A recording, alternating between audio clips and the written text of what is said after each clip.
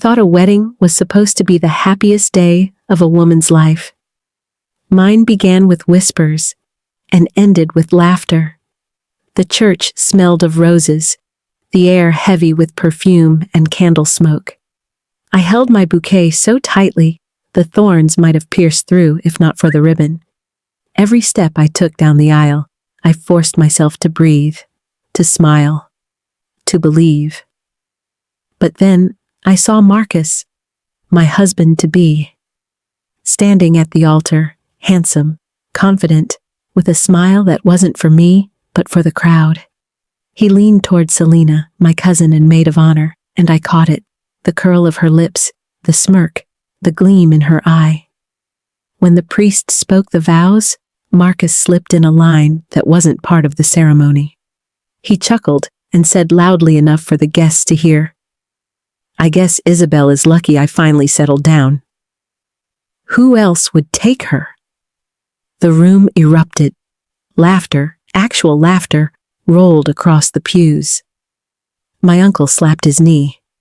A bridesmaid covered her mouth, failing to hide a grin. Even Selena laughed, too loud, too sharp, as if she'd been waiting for the moment. I felt the blood drain from my face. My hands trembled so hard that the bouquet almost slipped. My dress, once my pride, suddenly felt like a costume, cheap and humiliating. I looked at Marcus. He didn't flinch. Didn't even notice the sting in my eyes. Or maybe he did, and that made him smile wider. I swallowed the lump in my throat, forcing myself to say the words. "I do." The priest's voice blurred into background noise. All I heard was the echo of laughter bouncing against the church walls. After the ceremony, as guests swirled around with champagne and fake congratulations, Selena cornered me. Her eyes glittered. She leaned in close, whispering so only I could hear. "That dress looks like it was borrowed. Don't worry, Marcus will get used to it, eventually." And then she walked away, laughing again, tossing her curls over her shoulder like she owned the moment. I wanted to scream, to rip off the veil, to run. But I stood frozen, the perfect bride in photographs that would never show the truth, that the room was laughing at me, not celebrating me. I remember gripping the edge of the table, my knuckles white. My grandfather Alfred's face flashed in my mind, the way he used to warn me. "Isabel, watch who laughs at you. Sometimes laughter is sharper than a knife." And that night, I realized he had been right, because behind those smiles, behind that cruel laughter, something was waiting. A plan, a secret, and one day soon, those same people who laughed would have tears instead. But I wasn't ready yet. I swallowed the humiliation, locked it deep inside, and told myself, "Just wait, Isabel, just wait." If you were standing at the altar and the man you loved humiliated you in front of everyone, would you walk away? Or would you stay silent, waiting for your moment? The laughter at my wedding was only the beginning. The betrayal came faster than I imagined. The reception dragged on for hours.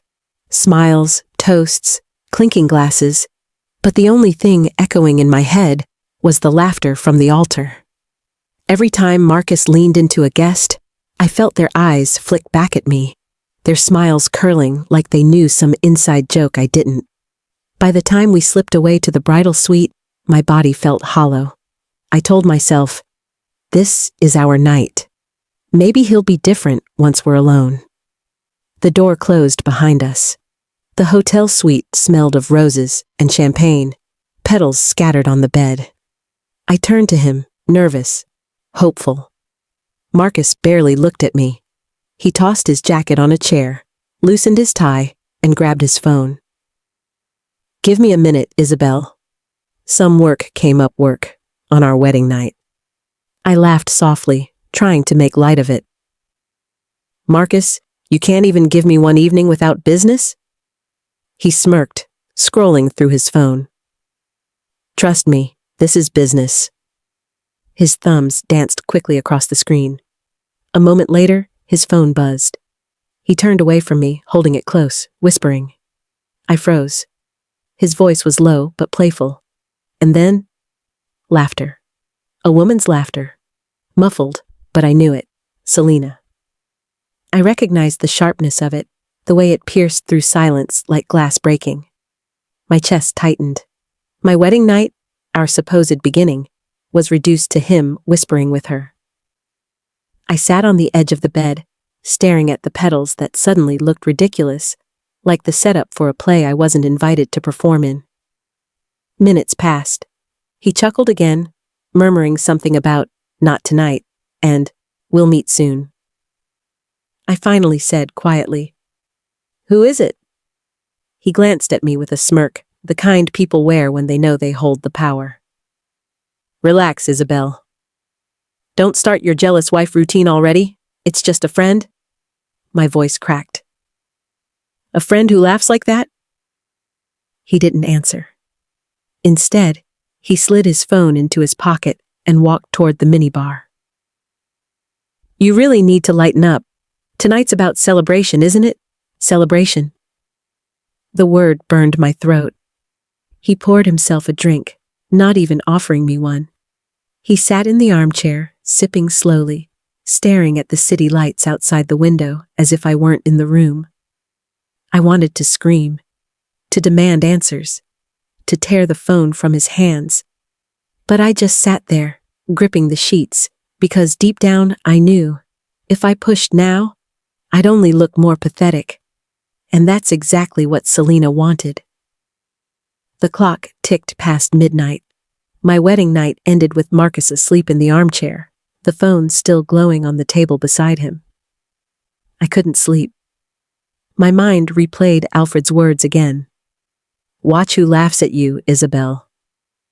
It wasn't just laughter anymore. It was a warning.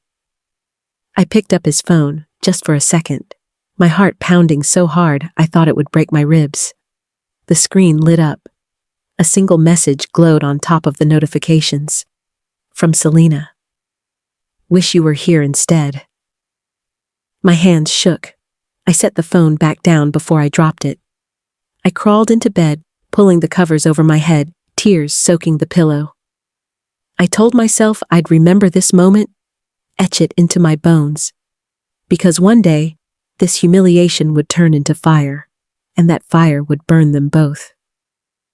I didn't know it then, but the honeymoon would only make the betrayal clearer. The morning after the wedding should have been soft, quiet, intimate. Instead, I woke to the sound of Marcus zipping up a suitcase. I rubbed my eyes, thinking maybe I was still dreaming. "What are you doing?" He didn't look at me. "Something came up." "Business. Just a couple of meetings. I'll be back before you even notice I'm gone." "Business?" My voice cracked. "Marcus, it's our honeymoon." He finally turned, flashing that smile, the same smile that fooled everyone at the wedding. "You'll be fine, Isabel. Order room service, go shopping, whatever. Enjoy yourself, enjoy myself. Alone. On the first day of our marriage." I stood there in my white silk nightgown, watching him fasten his watch, tuck his phone into his pocket, and grab the suitcase. His priorities couldn't have been clearer. When the door shut behind him, silence pressed against me. I sat on the bed, staring at the empty half. The petals from last night still lay scattered, but they felt like a cruel joke now. Hours dragged. I ordered breakfast, but barely touched it.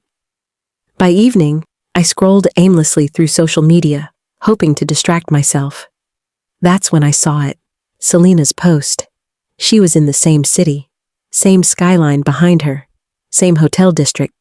The caption read, "Business never sleeps, but at least the view is worth it." My stomach knotted. Was it coincidence? Or was she here? For him. I wanted to scream, but the room swallowed my voice. The second night, I sat by the window, waiting. At 1 a.m., the door creaked open. Marcus slipped inside, smelling faintly of cologne and liquor. His tie was gone, his shirt half unbuttoned. "Where were you?" My voice was steady, colder than I expected. He shrugged. Meetings? You wouldn't understand, I pushed harder. With Selena? His eyes flickered, just for a second. Then he laughed. Isabel, don't embarrass yourself. She's family. The word tasted rotten. He slid into bed, turning his back to me. Minutes later, his breathing deepened into sleep, leaving me wide awake, staring at the ceiling. The next day, he disappeared again. This time, I followed, quietly, carefully. I trailed his car down the busy streets until it stopped outside a glass-walled cafe. And there she was, Selena. She leaned across the table, laughing, her hand brushing his wrist like she'd done it 1,000 times. He looked at her the way I'd prayed he'd look at me on our wedding night. I stood outside in the heat, pressing my hand against the glass. They didn't notice me. No one did. I wanted to storm inside, to shout, to drag him out by the collar. But I didn't. Instead, I turned away, letting the sting of betrayal sink deeper into my skin. That night, back in the hotel, Marcus returned with another lie on his lips.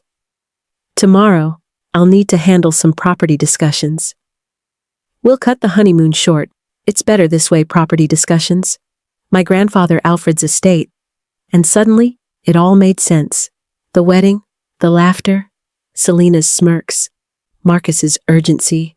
They weren't just mocking me. They were circling me, like vultures. I stayed silent, but the silence was beginning to break inside me. We returned from the so-called honeymoon with more silence than words between us. Marcus didn't bother hiding his boredom anymore.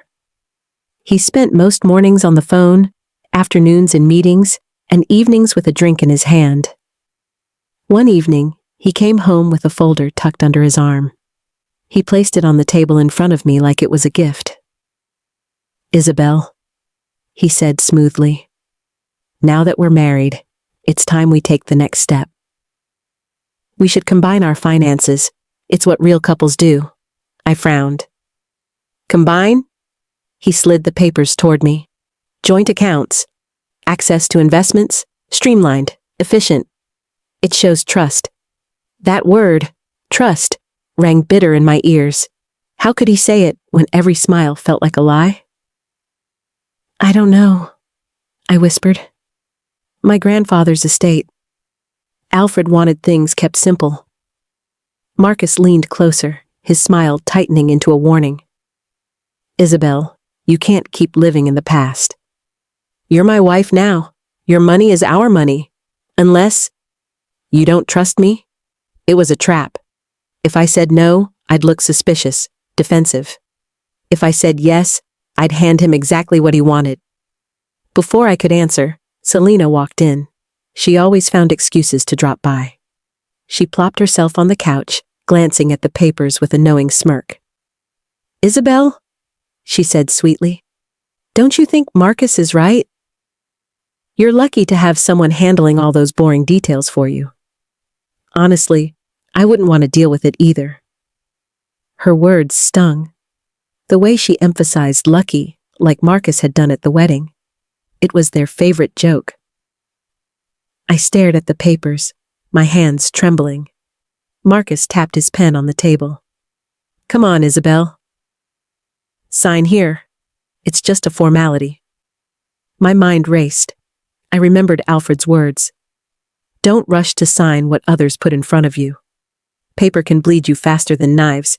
I forced a smile and nodded. I'll look them over. Marcus's jaw tightened. He wasn't used to hesitation. Isabel, don't make this difficult. Selena laughed lightly, sipping from a glass of wine she'd poured herself. She's always been cautious, Marcus. But don't worry, she'll come around. After all, what else would she do? The mockery burned. I wanted to hurl the papers into the fire. But instead, I placed them neatly aside. That night, alone in my room, I spread the documents across the desk. It wasn't just joint accounts. It was access to property deeds, estate funds, everything Alfred had built. And suddenly, I realized this wasn't about trust. It was about control. I pressed my hand against the papers, whispering to myself, "Not yet. I won't give you what you want. Not like this."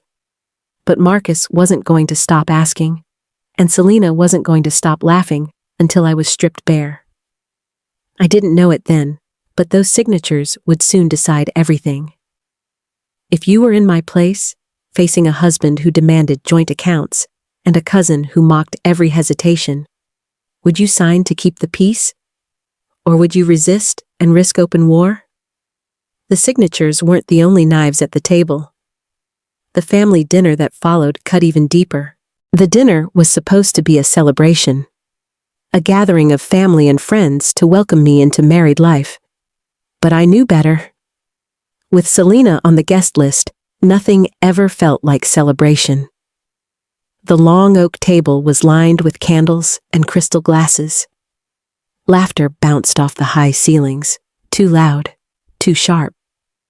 I sat beside Marcus, my hands folded in my lap, trying to smile when the conversation turned toward me. Selena sat across from us, her dress a little too low, her laughter a little too eager. Every word she spoke dripped with sweetness, but her eyes never left Marcus. "Marcus," she purred, swirling her wine. "You've always had a taste for the finer things. And Isabel is lucky, isn't she? Not every man would sacrifice his freedom so soon." The table erupted in chuckles. My stomach twisted. Marcus smirked, leaning back in his chair. "Well, I suppose Isabel is worth it, most days." The laughter grew louder. I clenched my fork so hard it nearly bent. Selena tilted her head, resting her chin on her hand. Her gaze slid down Marcus's arm as she said softly, almost like a caress, "If Isabel ever tires you out, Marcus, I'm sure someone else would be happy to take over the burden." A ripple of scandalous laughter moved through the room. My face burned, but Marcus didn't object. He only chuckled, raising his glass in a silent toast with her. I wanted to scream, to throw the glass at the wall. Instead, I lowered my head, swallowing the shame. The humiliation wrapped around me like chains. But then, I saw him. Victor. He sat quietly at the end of the table, Alfred's old lawyer and friend of the family. His eyes weren't on the food or the wine, they were on me. He didn't laugh. He didn't mock. He simply studied the exchange, his expression unreadable. For the first time that night, I felt something shift. Someone had noticed. Someone understood. Selena leaned closer across the table, brushing Marcus's arm with her fingertips as though I wasn't sitting right there. Her lips curled into a smile meant to wound me. "Isabel, you don't mind, do you?" After all, Marcus deserves a little fun. I raised my eyes, forcing a smile that didn't reach my heart. "Of course. Fun is important." The room laughed again, but this time I didn't flinch. Because in that brief moment, when my eyes caught Victor's across the table, I realized something. Not every witness was cruel. Some remembered. Some kept records. I let the conversation flow around me, pretending to be invisible. Inside, though, I carved each word into memory. Every joke, every smirk, every insult, they were ammunition. By dessert, Selena leaned back in her chair, satisfied with her performance. Marcus basked in the attention, his hand resting dangerously close to hers under the table. But when the laughter finally faded and the guests began to leave, Victor approached me quietly. He didn't say much, only placed a hand on my arm and whispered, "Your grandfather trusted you more than you know." Remember that, then he was gone. I stood there, staring after him, those words echoing in my chest. Alfred had always believed in paper, in contracts, in protections hidden behind ink and signatures. And now, Victor's warning felt like a key turning in a lock I hadn't known was there. Selena thought her laughter cut me down. Marcus thought his arrogance made him untouchable. but both of them were blind. The knives at the dinner table weren't in their hands. They were in mine. I chose silence. But Alfred's whisper was beginning to grow louder in my mind. That night, after the dinner, I sat awake in the darkened bedroom. Marcus was already asleep beside me, snoring lightly, his arm draped lazily across the sheets like a conqueror after victory. But I couldn't rest. My mind kept replaying Victor's words. Your grandfather trusted you more than you know. Remember that I turned the phrase over and over in my head. What had Alfred trusted me with? I remembered sitting in his study as a child, the smell of old leather books and ink filling the air. He used to tell me stories, not fairy tales, but lessons disguised as warnings. Isabel, he would say, tapping his pen against the desk. People will smile while they take everything from you. That's why you must let paper speak when your voice cannot. At the time, I didn't understand. I thought he meant schoolwork or diaries, or maybe the contracts he handled in his business. But now I wondered if it was more.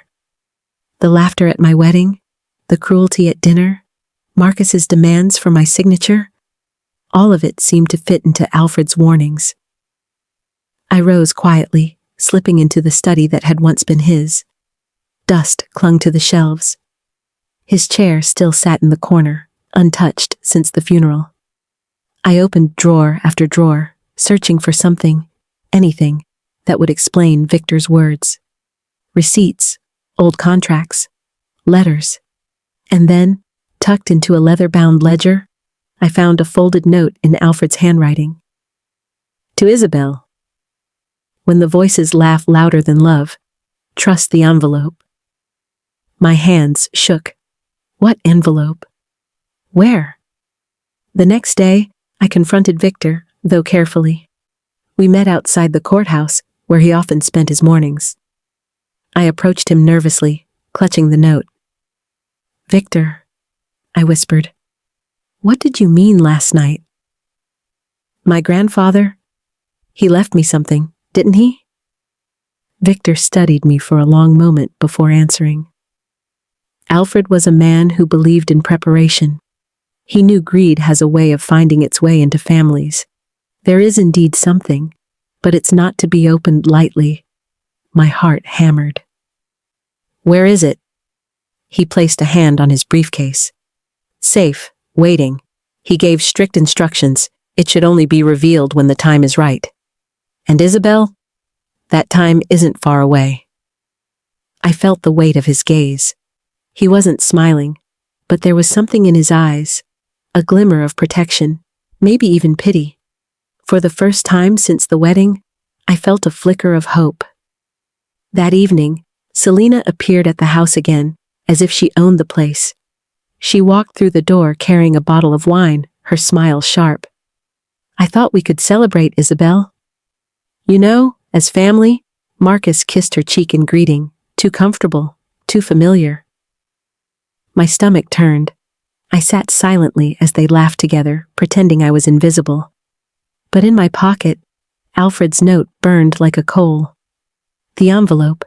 Trust the envelope. I didn't know what it contained, but I clung to the thought like a lifeline. Selena's laughter no longer pierced me. It only fueled me. Marcus's arrogance no longer broke me.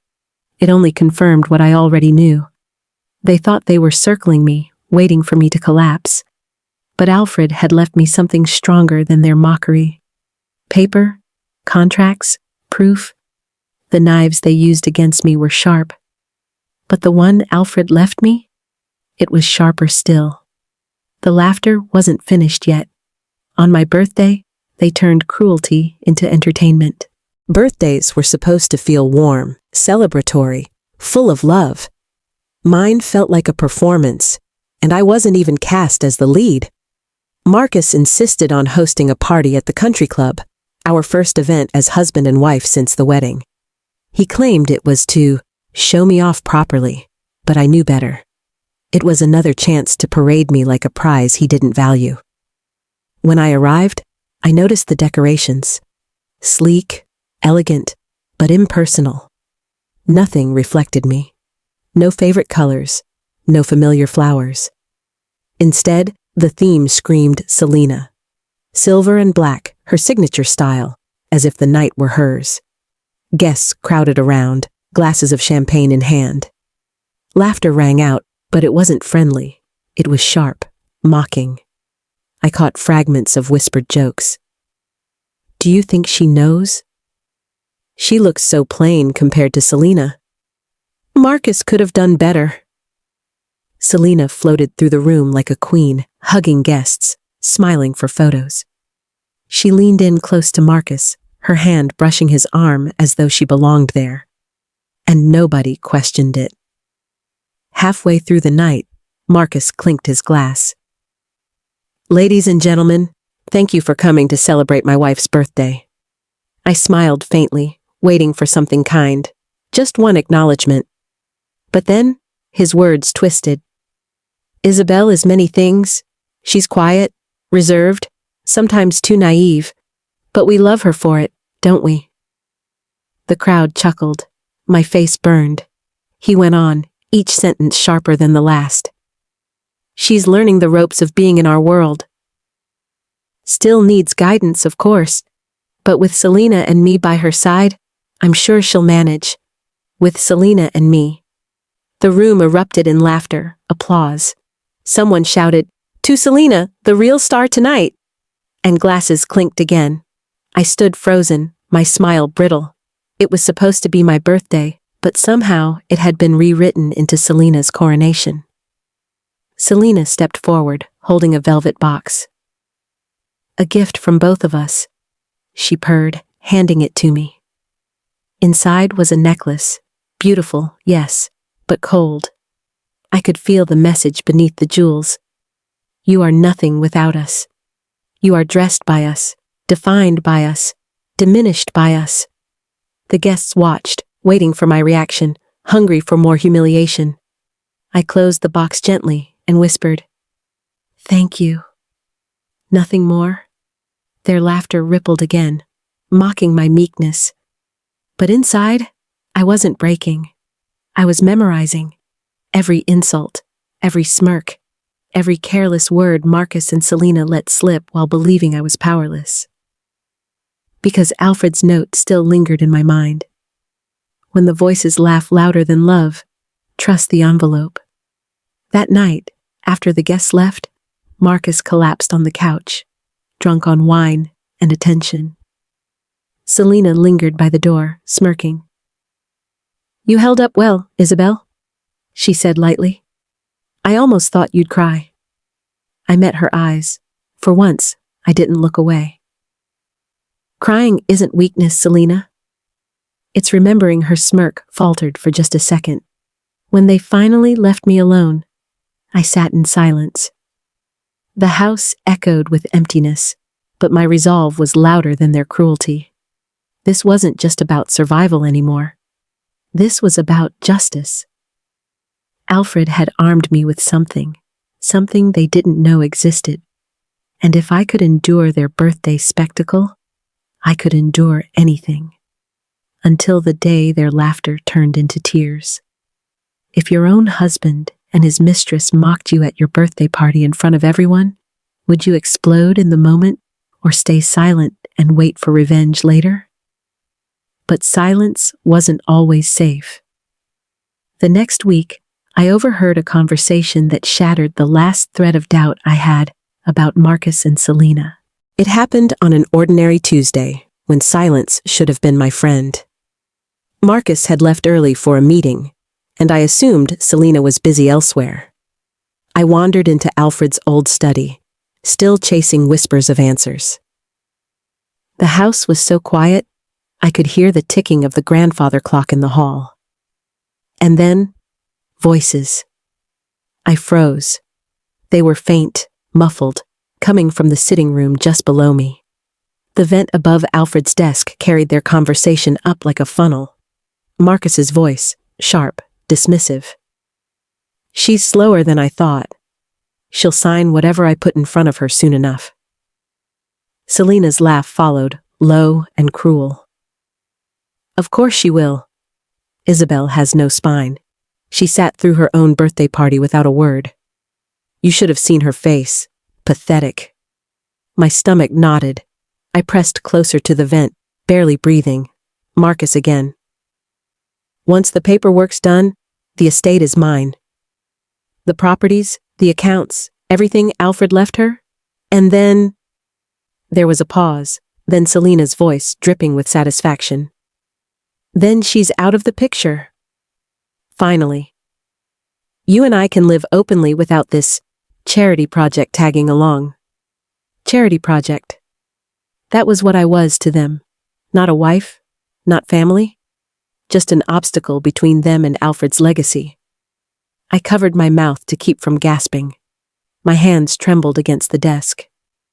Marcus lowered his voice, but I still caught the words. Victor's too careful. I'll find a way to push Isabel to sign before he interferes. Once she does, even he can't undo it.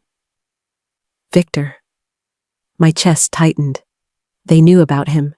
They feared him. That meant Alfred's secret was real, and dangerous enough that Marcus wanted it buried. Selena's tone turned playful. And if she refuses? We make her life unbearable, isolate her, shame her until she has no choice. People already laugh at her. Who would take her side? Their laughter merged, rising like poison through the vent. I stumbled back, nearly knocking over a lamp. My heart raced so fast, I thought it might betray me with its pounding. I left the study quietly, forcing each step to be measured, calm. When Marcus came upstairs an hour later, he kissed my forehead casually, as though he hadn't just plotted my erasure downstairs. How was your morning, darling? I looked at him, my face neutral. Quiet. Inside, though, a storm raged. That night, I met Victor again. I told him everything I'd overheard. He listened in silence, his jaw tightening with each word. Isabel, he said finally, your grandfather feared this exact thing. That's why he prepared the contract. But we must be patient.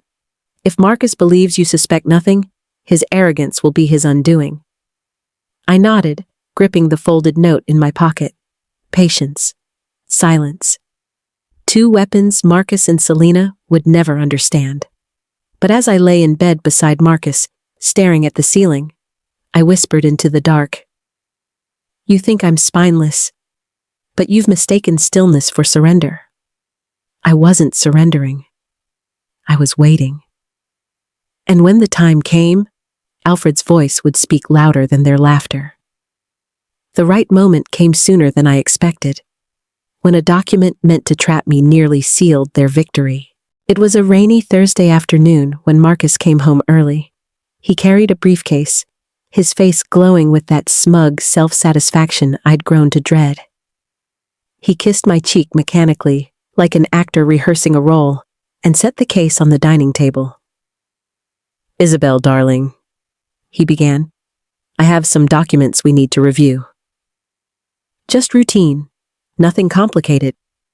My chest tightened. This was it. He slid the papers across the polished wood, his hand lingering a little too long on the top page, as if willing me to pick it up without hesitation.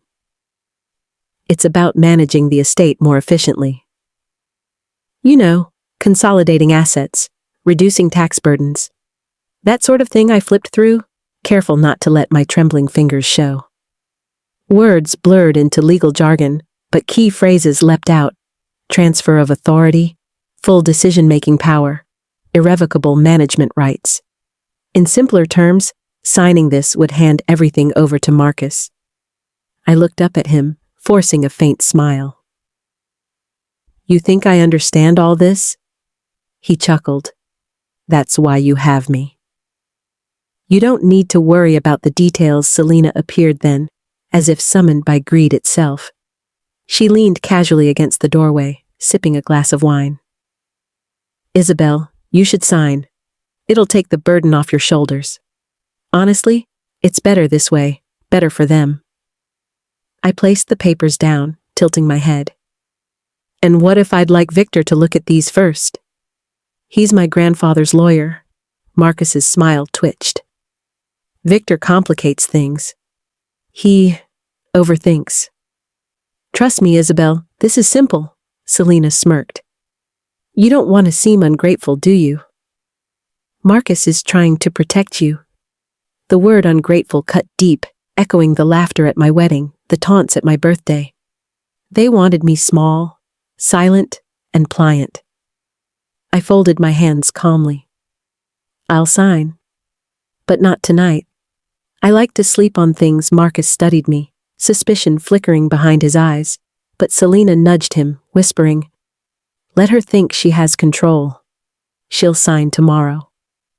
They left the room, satisfied with their supposed victory. The moment I was alone, I slipped the papers into my bag. That night, when the house was still, I drove to Victor's office, rain streaking the windshield like restless tears. Victor greeted me with grave eyes. I handed him the contract, my voice barely steady. Tell me what they're trying to do. He read quickly, his expression darkening. Isabel, this isn't routine. If you'd signed, Marcus would have had complete control over Alfred's estate. You'd lose everything. A chill ran through me. Then Alfred's contract, his safeguard. It's real? Victor nodded slowly. Yes, but the timing is critical. If Marcus forces your hand before we reveal it, the battle will be harder. I exhaled shakily.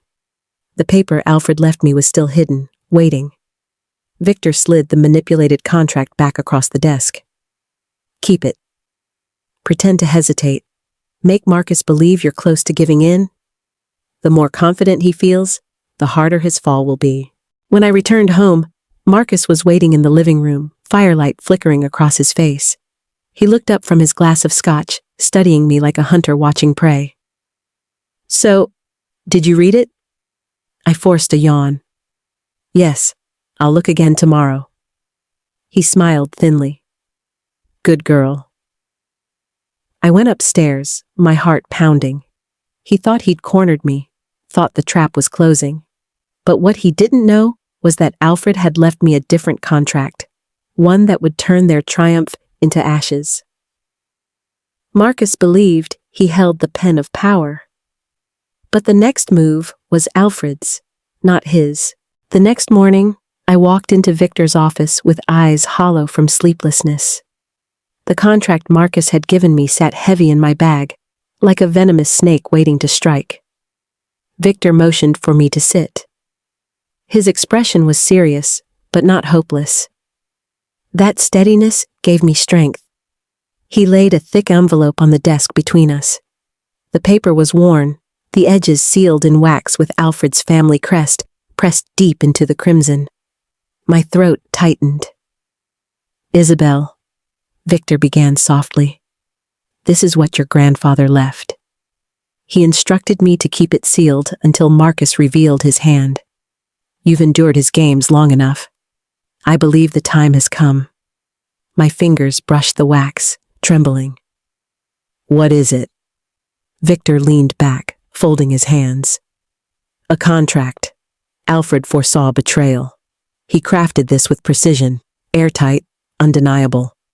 It reassigns control of the estate, not to Marcus, not to anyone else, but to you alone. With conditions that protect you from coercion, I gasped. To me? Yes. It makes you the sole authority. Marcus can't touch a penny, can't move a property, can't claim inheritance, and... Victor paused for weight. If he or anyone attempts to manipulate you into signing away your rights, this document becomes enforceable immediately, rendering all their efforts void. My pulse raced. Alfred's words echoed.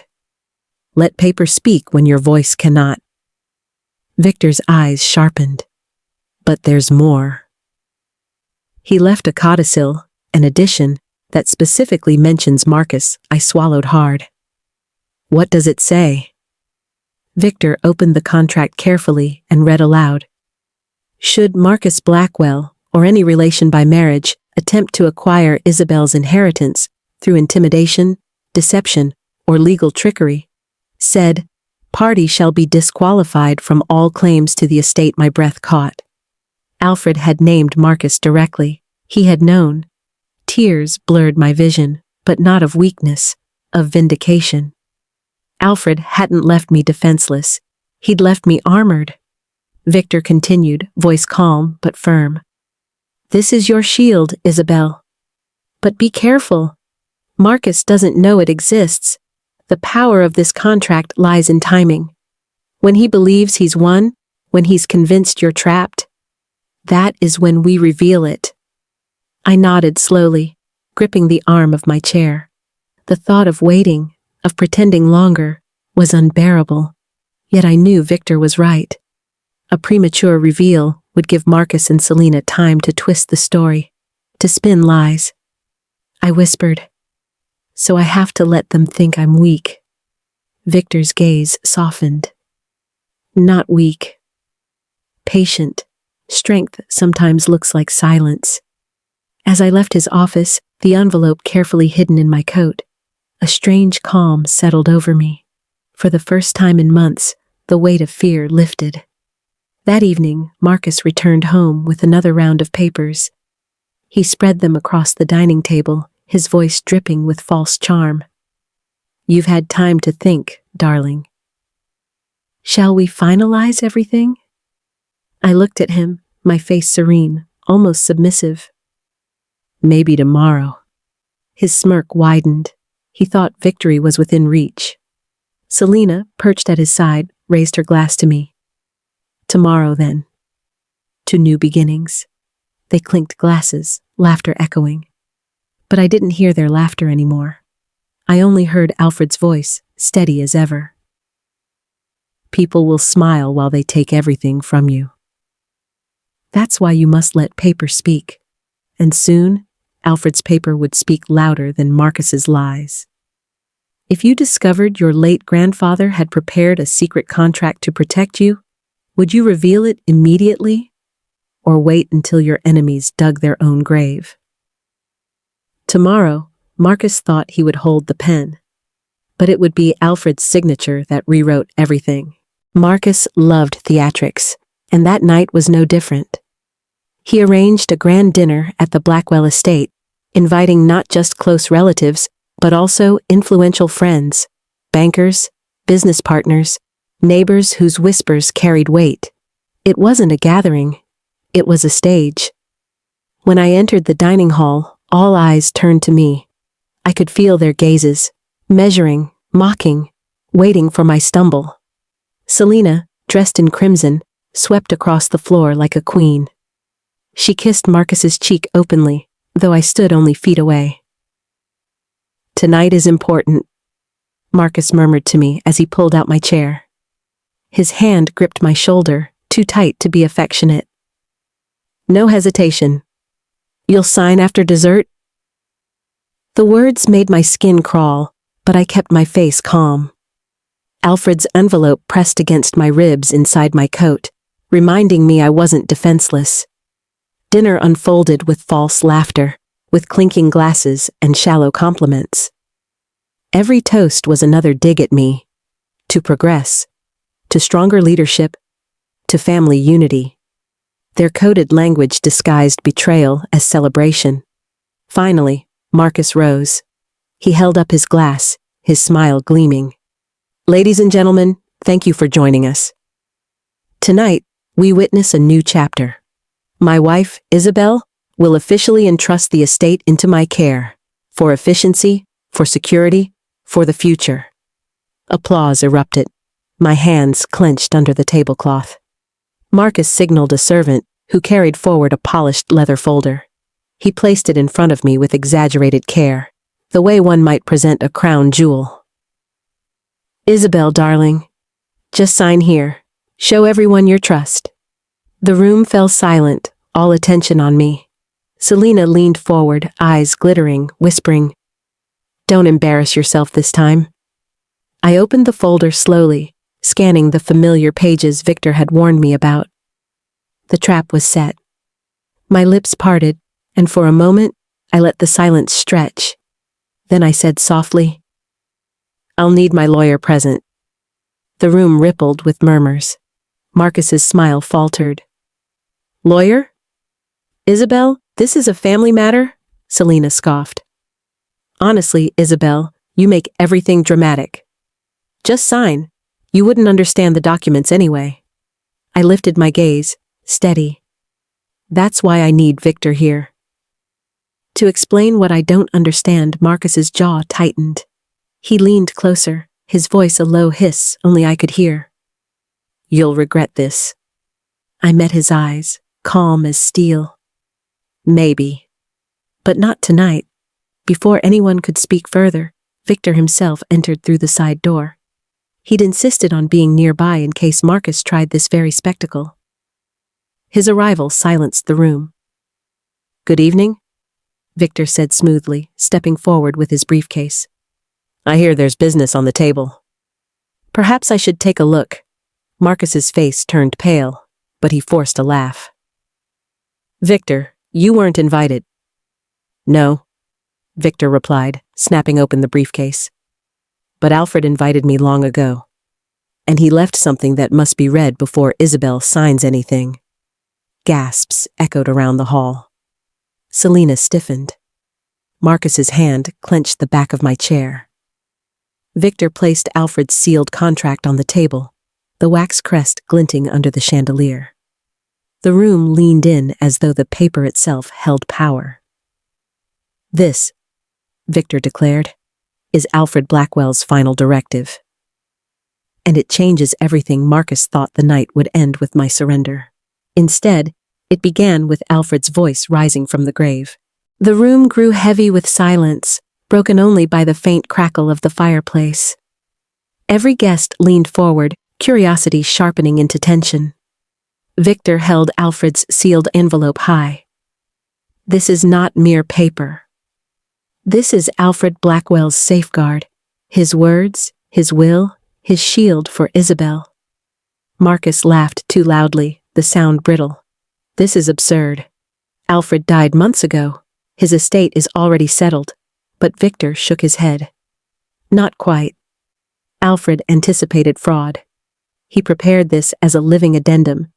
It becomes active if Isabel is pressured or deceived into signing away her rights." That moment, Victor's eyes swept across the table, "is now." He broke the seal. Gasps filled the air as he unfolded the thick parchment. The wax cracked like thunder. Victor's voice carried with practiced authority. "I, Alfred Blackwell, declare that my granddaughter Isabel shall retain sole authority over all estate holdings. Any attempt to force, deceive, or coerce her into transferring rights shall nullify the claimant's position. Specifically, Marcus Blackwell shall be disqualified from inheritance in full should he engage in such actions." The room erupted, murmurs, sharp whispers, gasps of disbelief. Selena slammed her glass onto the table. "This is ridiculous!" "You expect us to believe Alfred predicted this exact moment?" Victor didn't flinch. Alfred knew his family. He knew Marcus, and he was right. Marcus stood abruptly, his chair clattering backward. His face reddened, jaw clenched. "This is a forgery!"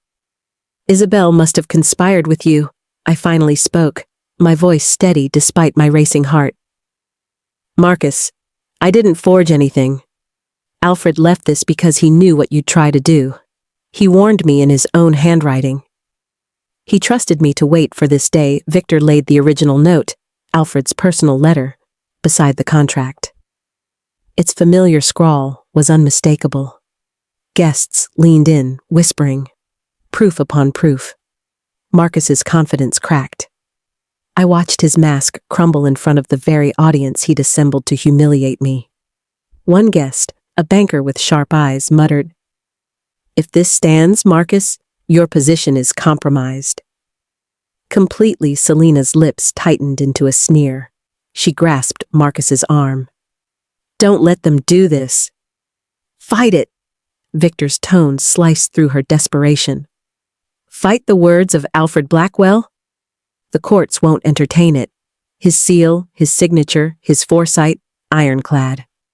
Tonight you thought Isabel would surrender. Instead, Alfred's pen has spoken.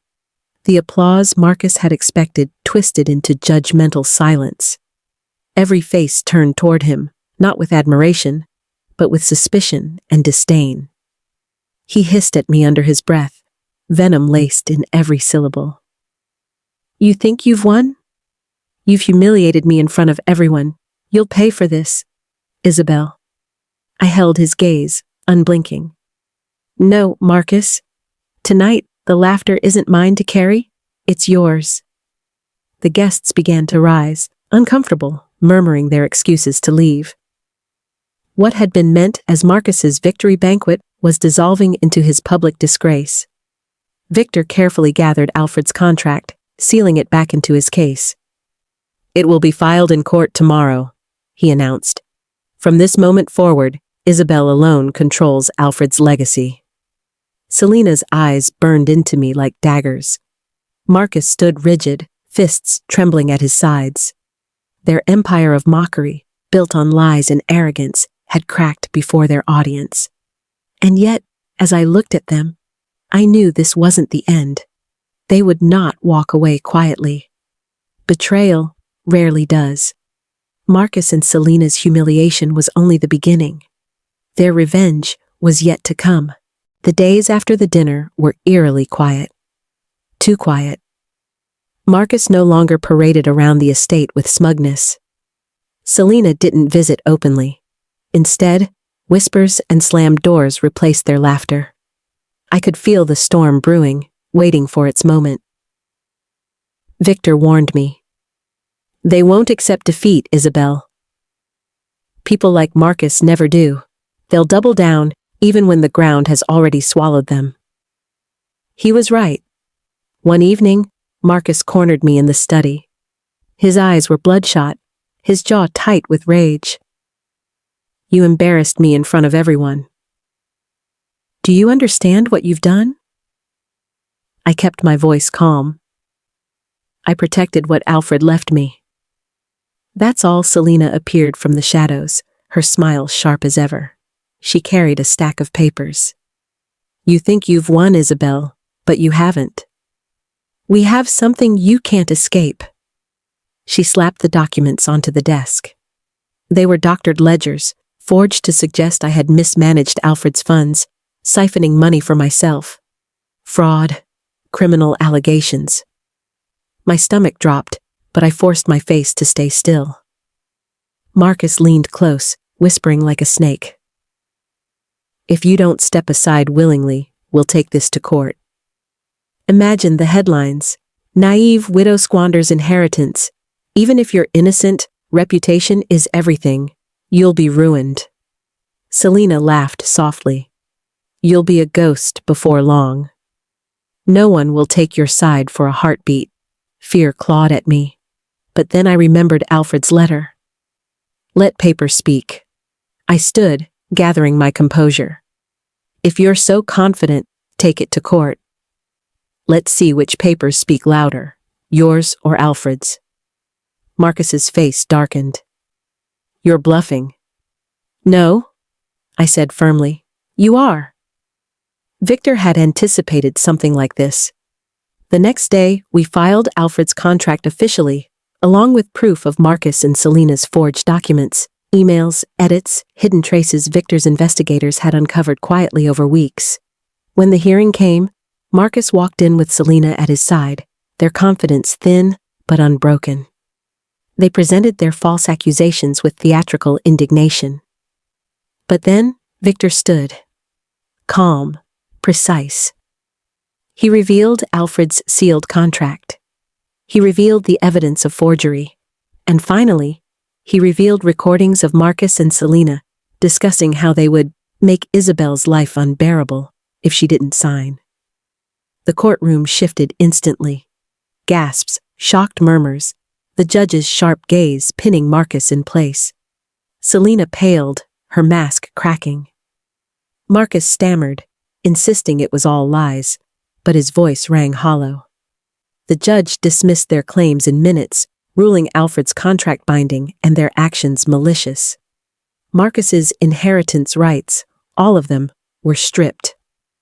Selena turned on him in fury, hissing loud enough for everyone to hear. "You promised me everything!" Marcus roared back. "You were supposed to help, not ruin us!" Their alliance shattered in front of the court, exposed for what it truly was. Greed, arrogance, and betrayal feeding on itself until nothing remained. When I stepped out of the courtroom, the press swarmed, hungry for a statement. I said nothing. I didn't need to. Alfred's paper had spoken louder than any words I could offer. That night, I stood in the quiet of Alfred's study, the envelope still resting on the desk where Victor had placed it. The storm had broken. Marcus and Selena had tried to bury me, but they'd buried themselves instead. For the first time since my wedding day, I breathed freely. If your enemies forged evidence against you, would you confront them directly, or let their lies collapse in the courtroom, like Marcus and Selena's? The battle was over, but the scars remained, and as I looked into the silence, I wondered, was this truly victory, or just survival? The court's judgment echoed like a gavel in my chest. Marcus Blackwell, disqualified from all claims. But the humiliation didn't end in the courtroom. It spilled into headlines, gossip columns, whispered conversations at country clubs. Everywhere Marcus went, he carried the shadow of disgrace. The man who once strutted with arrogance now slouched under the weight of shame. His business partners withdrew. His so-called friends stopped returning calls. Creditors circled like vultures. Selena stayed by his side for a while. She still arrived at the estate, though the sparkle in her eyes had dimmed. One evening, I overheard their argument through the thin walls. Marcus: "You're supposed to stand with me." Selena: "Stand with what? A ruined man? You have nothing left, Marcus. We can rebuild. You and me." Selena: "You promised me everything. Instead, you've delivered ashes. Do you think I'll burn with you?" Her voice dripped with venom, sharper than any dagger. Days later, I saw the proof of her betrayal. Photographs splashed across the society pages.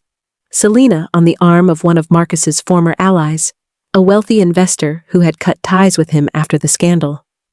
The caption was merciless. "From mistress to heiress, Selena Cortez moves on."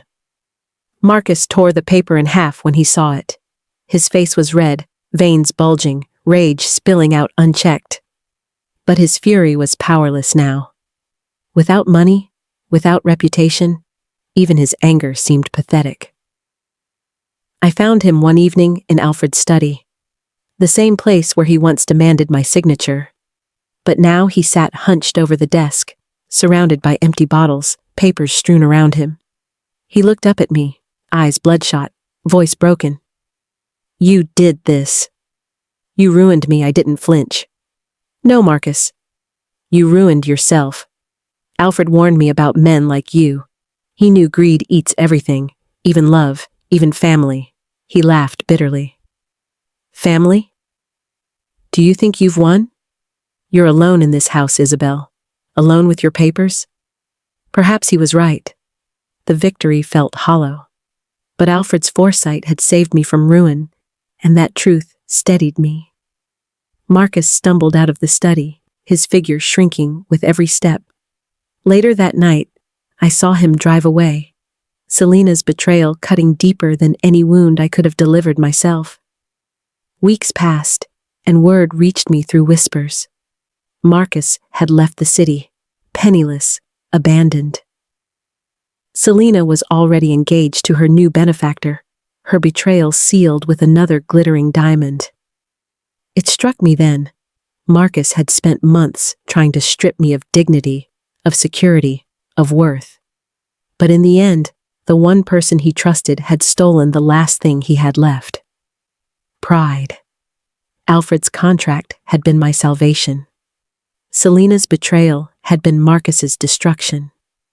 The man who once forced me to sit through my own humiliation now wandered nameless. His legacy erased not by me, but by his own choices. The estate was quiet now. Too quiet. No laughter echoing from the halls. No sharp heels clicking against marble. No clinking glasses raised in mockery. For months, Marcus and Selena had filled these rooms with their noise, taunts, lies, betrayal disguised as love. But now, the silence was mine. I walked into Alfred's study, tracing my hand along the worn desk. His portrait hung above the fireplace, stern but kind, the eyes of a man who had seen betrayal before I ever did. I whispered to him as if he could still hear. "You were right, grandfather. Paper speaks louder than pride."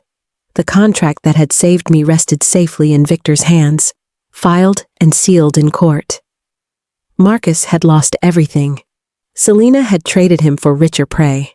Their empire had collapsed not with a bang, but with the quiet certainty of greed eating itself alive. And me? I had survived. Yet survival came with its own weight. I thought I would feel triumphant. Instead, I felt something more complicated, bittersweet. I remembered the wedding laughter, the cruel birthday toasts, the whispered plots in darkened rooms. I remembered how Marcus's hand once felt warm in mine before I saw it curl into a fist of control. I remembered Selena's smile, the same smile she'd worn as she slid the knife deeper. Every betrayal had carved pieces out of me. And though I stood now with Alfred's legacy safe, I knew I would never be the same woman I had been before that day in the church when the laughter first began. Victor visited one last time, his presence steady as always. "It's over, Isabel," he said gently. "Marcus can't touch you anymore." I nodded, though my gaze lingered on Alfred's portrait. "It may be over, but it doesn't feel like a victory, only survival." Victor smiled faintly. Sometimes survival is the victory. When he left, I sat alone in the study, listening to the silence. For once, the silence wasn't suffocating. It was mine. I poured a glass of wine, not for celebration, but for remembrance. I raised it softly toward Alfred's portrait. "To you," I whispered, "for trusting me when no one else did." The fire crackled. Outside, the night pressed in, dark and endless. But within those walls, I felt the faintest warmth, not of triumph, but of endurance. The world had laughed at me once. Now it whispered my name differently, some with pity, some with respect, and maybe, one day, with understanding. As I closed the study door, leaving Alfred's voice to rest in silence, I carried one truth with me. Betrayal may shatter trust, revenge may topple enemies, but only survival allows us to walk forward, even when the ground is littered with broken vows. And I would walk forward, alone, but unbroken. If you've stayed until the end, maybe your heart has felt something too. Leave a comment, hit like, and subscribe if you'd like to keep sharing these journeys with me.